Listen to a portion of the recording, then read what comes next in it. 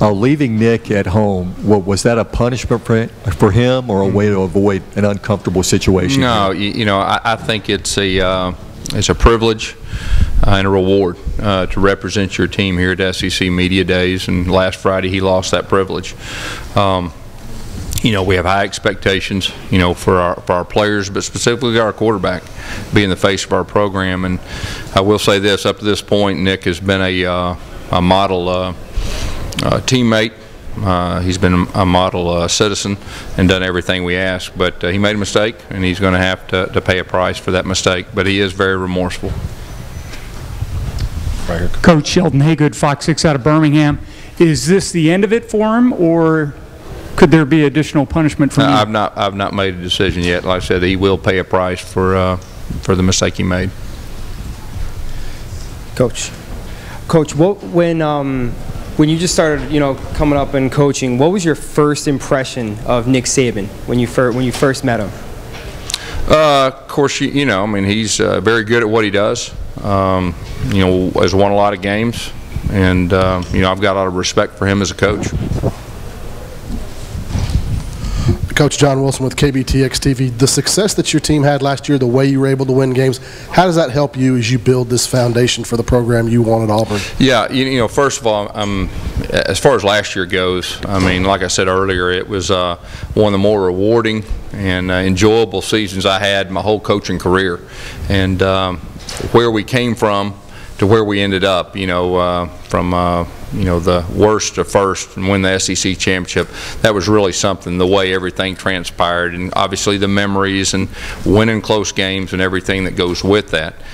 With that being said, our challenge now is to put last year behind us. It was a lot of fun, great memories, but I think really what helps is, we came 13 seconds away from winning the national championship, and that was a tough pill to swallow. And our players and our coaches were extremely motivated, and so that has definitely helped us. And I'm really looking forward, to this year. Mike Irwin, KNWA, Fayetteville, Arkansas. Coach, can you talk about the challenge of opening the season with a conference game against a team that didn't win a conference game when you're the defending SEC champs? Yeah. Well, it's going to be a challenge to open up the season with an SEC game. There's no doubt. We do have some experienced guys back. We are playing at home, but with that being said, we expect Arkansas to be much improved. I think they're in a very similar situation as we were at this point last year. We know they're going to give it their best shot. We know they're going to be much improved, and we know we're going to have to play well, to be able to win. Coach Luke Simons, KAGS HD. What was the moment where you saw that your team really believed in what you were doing, and how it just flipped? Because we've seen their recruiting classes over the years. It was there. They just hadn't been able to put it together until last year. I think it was a process last year. The LSU game really stands out to me. We didn't know a lot about our team other than, the situations that we had the previous, 3 games. But that's a situation. We were getting blown out. We were getting embarrassed on the road. It was bad weather. And at halftime, it was kind of one of those defining moments, were they going to shut her down or were they going to fight? And we had some coaches and some players challenge each other, and we went out and we fought, and we made the game interesting.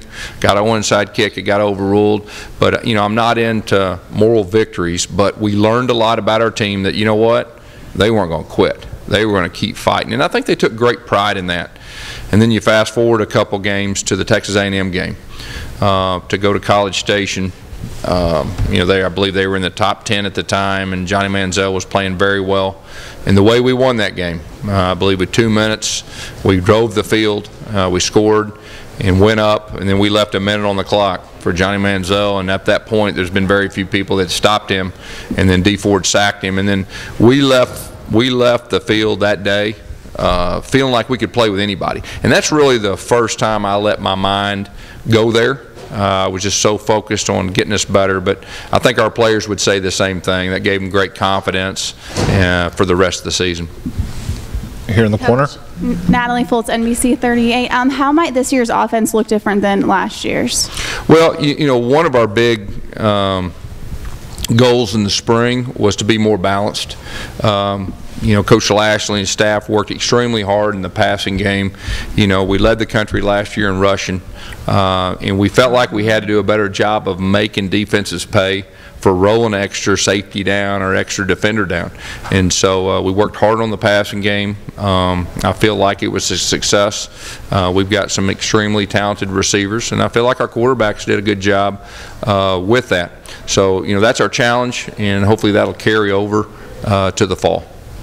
Hey, Coach, Doc Holliday, ABC 24 in Memphis, Tennessee. How does it feel coming back as SEC champions this year when last year not many people expected you all to do what you did, and now they are expecting you all to, have a good season? Yeah, it's completely different. From last year to this year, we aren't going to sneak up on anyone. Our players understand that. We're going to be circled. But really, that's where you want your program to be. Last year we were just trying to get to this point. And now that we're here, but our players understand that, and our coaches do. We're going to have to play extremely well, and especially early in the season. Up front? You were at Auburn when you beat South Carolina 3 times between 2010 and 2011.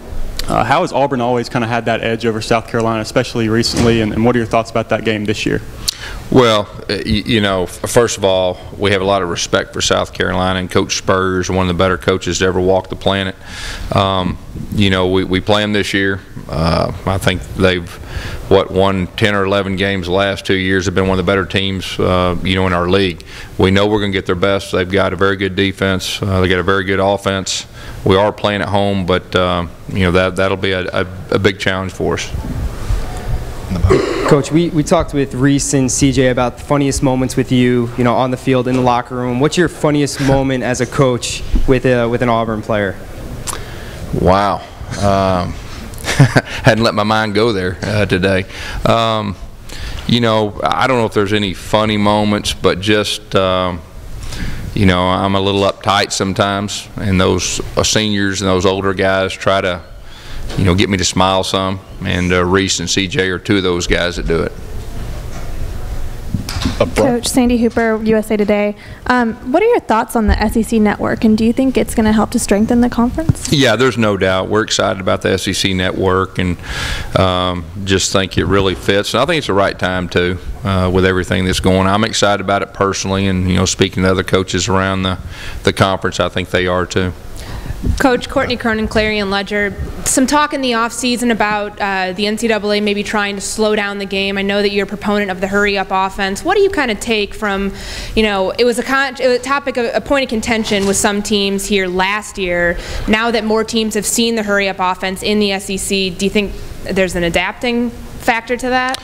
I mean that's what we believe in, and I think if you look around college football, there's a lot of teams, probably the majority of them, doing some type of no-huddle, playing fast. And, if you look at high school football, the majority of those teams are spreading it out, playing fast. And I just think that's where the game's going. You can even look at what Chip Kelly's doing in the NFL with the success he had. And so I just think that's where the game's going. Fans, they like it. They like to watch it, and I know that players like to play in it.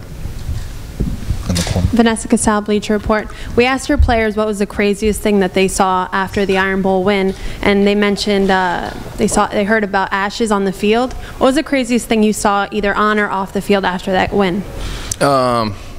Really, one of our fans stole my hat. That was probably what stood out to me and looked me right in the eye. But it was so chaotic and crazy. I will say that he did try to give it back, but that's probably what stood out to me. Coach, Mac McAllister, WEAR TV, Pensacola. The NCAA is thinking about limiting the practice time and also the contact time for your coaches for practice.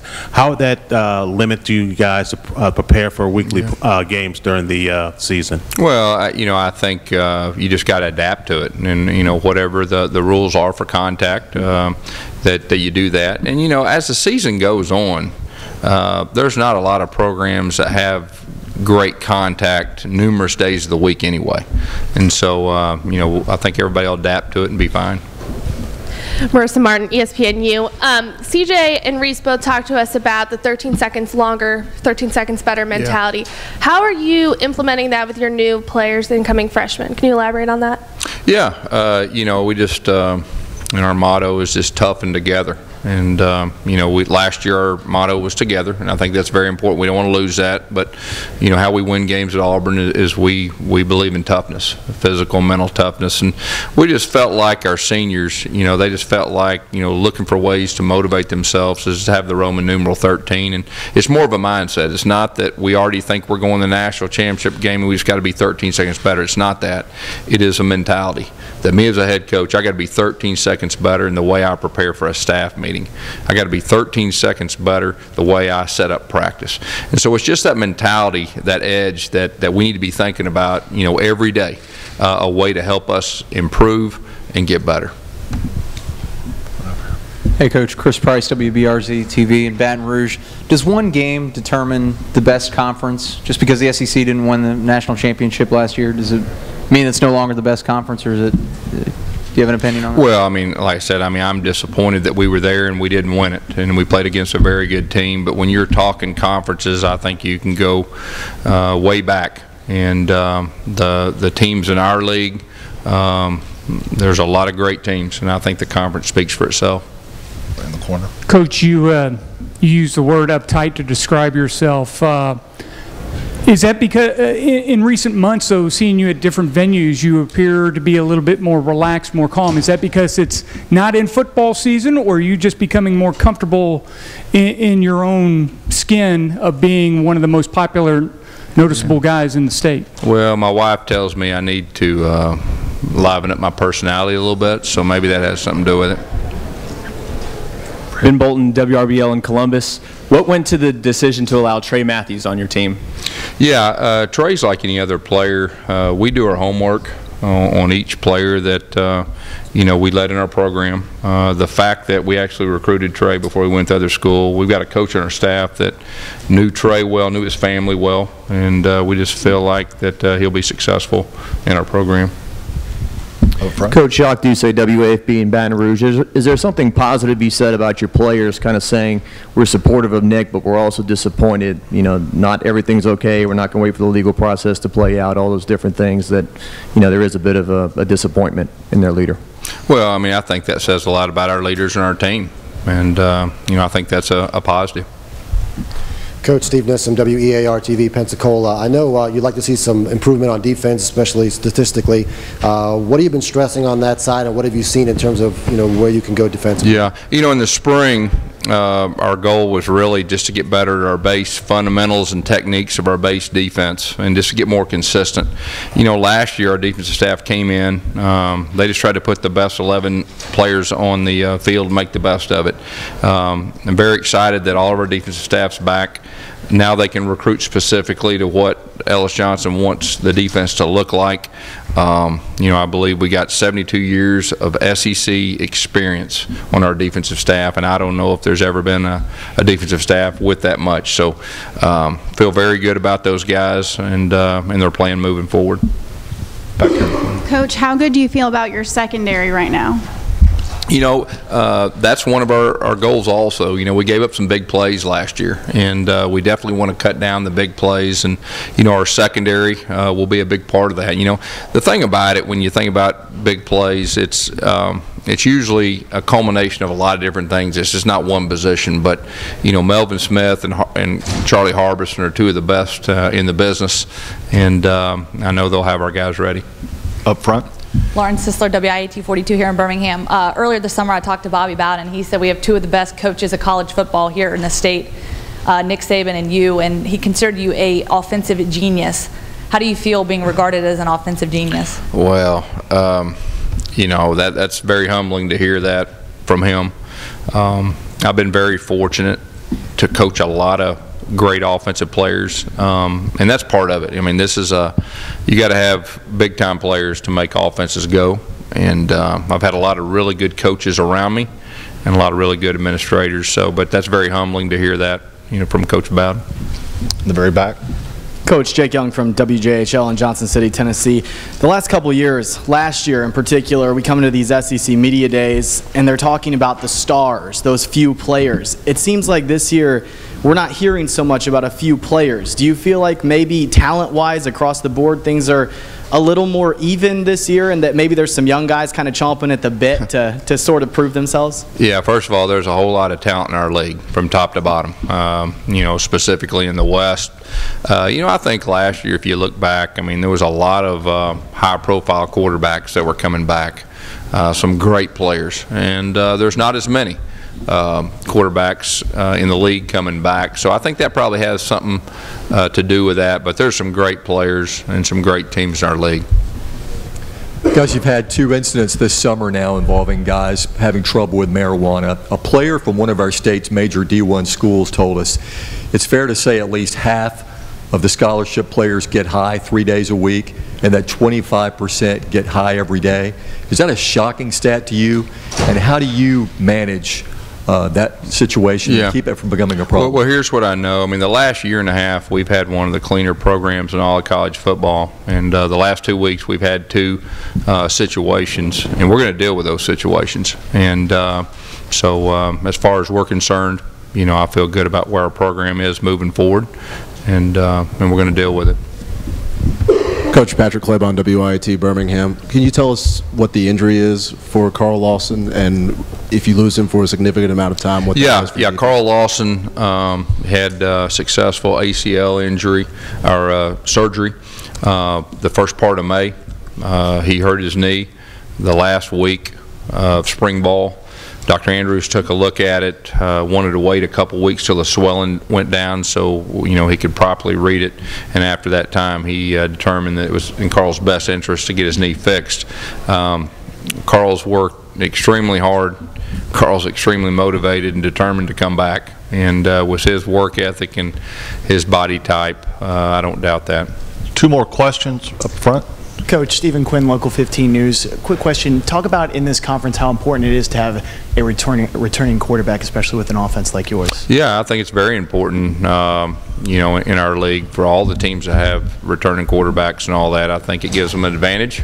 And really, for that matter, just, you know, experience at quarterback. You know, even Jeremy Johnson got quality experience last year, and, you know, played 2 games primarily, and he was the freshman SEC Offensive Player of the Week. So, you know, we feel very good about that.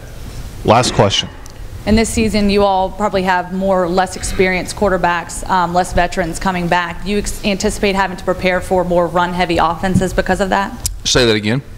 With less experienced quarterbacks in the league this year, do you anticipate having to prepare for run-heavy offenses? You know, you would think that, but for the most part, you know, as the season goes on, you learn a little bit more. But for the most part, coordinators are going to stay true to who they are and what they do. Okay, thank you very much.